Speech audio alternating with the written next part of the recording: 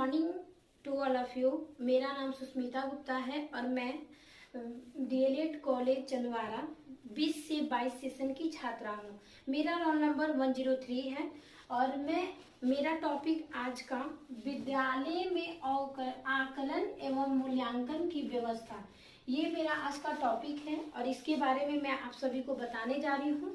तो बताने से पहले मैं सबसे पहले ये विद्यालय आकलन और मूल्यांकन के बारे में बताना चाहूंगी और स्टार्ट करती हूँ विद्यालय से कि विद्या धन आलय, यानी विद्या का अर्थ हम बोल सकते हैं शिक्षा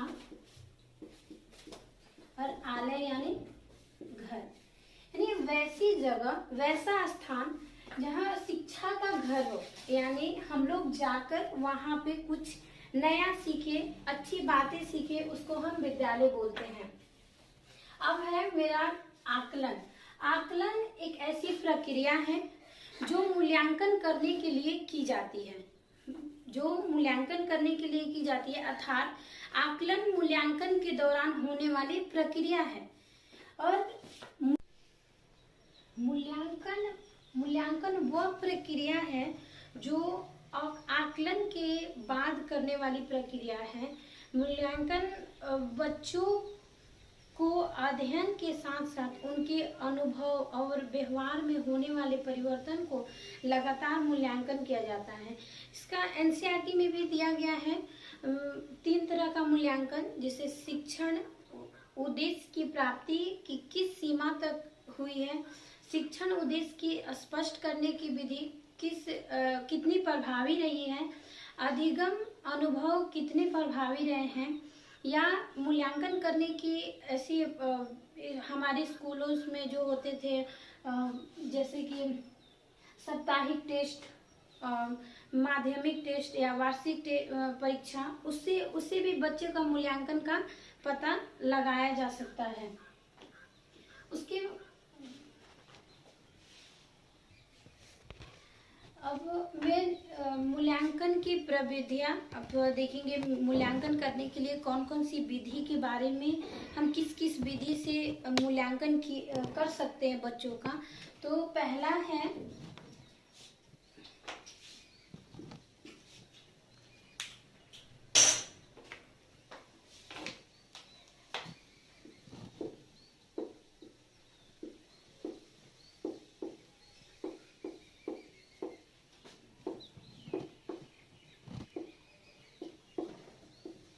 विधि।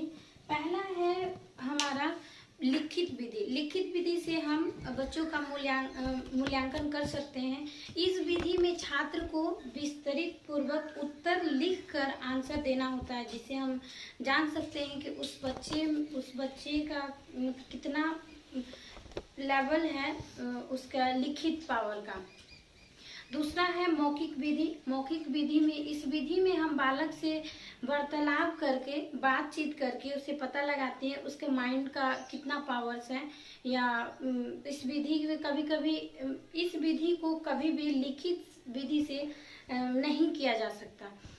उसके बाद से है हमारा प्रायोगिक विधि। प्रायोगिक विधि में, इस विधि में बहुत सारी सामग्री मिलाकर एक संकल्पनाओं की समष्टिकरण किया जाता है, जिसको हम प्रायोगिक विधि करते हैं।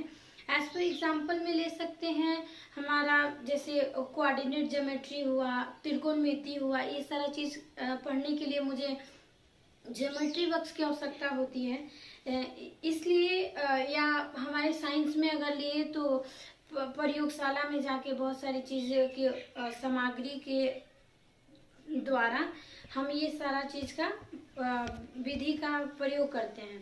निर्धारण मापी विधि। इस विधि में, ये चौथा मेरा विधि है, इस विधि में बच्चों की क्षमता या योग्यता का पता लगाया जाता है। स्तर तक इस बात की जानकारी ली जाती है कि उसकी कितनी क्षमता है, कितना योग्यता है उसका। एज पर एग्जाम्पल में हम कह सकते हैं कि जैसे बच्चों को ग्रेड दिया जाता है, कि कितने ग्रेड का A B C D grade, ये सारा चीज़ निर्धारण मापी विधि में पता लगाया जाता है।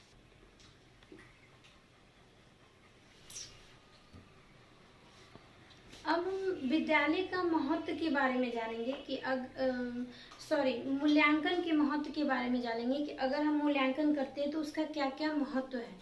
मूल्यांकन के माध्यम से बालक की योग्यता और योग्यता के बारे में नियमित रूप से उपयोगी तत्व के संकलन संभव हो सकता है, या बालक को एक अच्छा संस्कार, एक अच्छी सही तरीका और सही समय पर मिली गई जानकारी, या एक बालक कुछ अच्छा जान पाए, इसी हेतु बालक के अच्छे भविष्य हेतु मूल्यांकन किया जाता है।